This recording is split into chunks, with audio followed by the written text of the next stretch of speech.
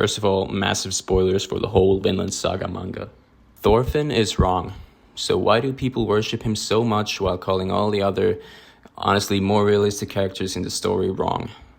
I've noticed Thorfinn's got something of a cult of personality about him in the fandom.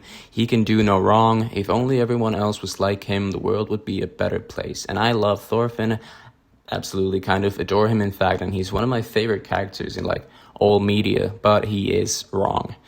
The Vinland Project is based on the idea that we just sail west to Vinland and found a new society of peace.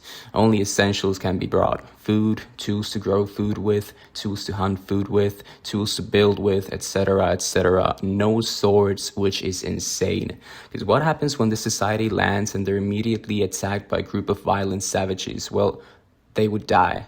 And the only reason they would maybe not die is because their leader is something of a demigod whose hands are registered lethal weapons. And that's something I have an issue with in Thorfinn, because he can afford to preach peace. He can afford to go anywhere in the world and survive. He can afford to always run away from conflict. Why? Because he's so physically powerful.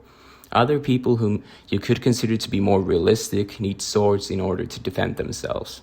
A peaceful society isn't built on just hoping and praying that everyone's going to be peaceful. People are by nature not peaceful. Conflict is always inevitable. A peaceful society is built by people who have the means to fight when it's necessary. And in this world, it's either swords or it's Thorfinn.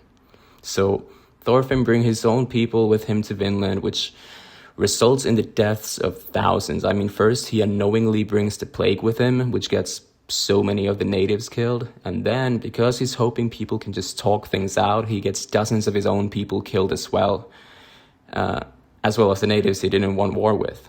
If a certain giant who can tank 1,000,000 arrows didn't exist, his wife and child would have been killed. So I wonder how that would have impacted him.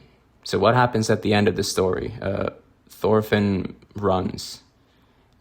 He goes back to Iceland to live in peace. So that kind of begs the question, what happens when raiders come there? Because is he going to be able to fend all of them off because he's the main character?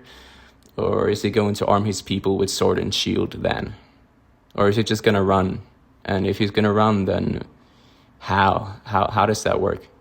So yeah, I love Thorfinn, but he's naive and kind of stupid.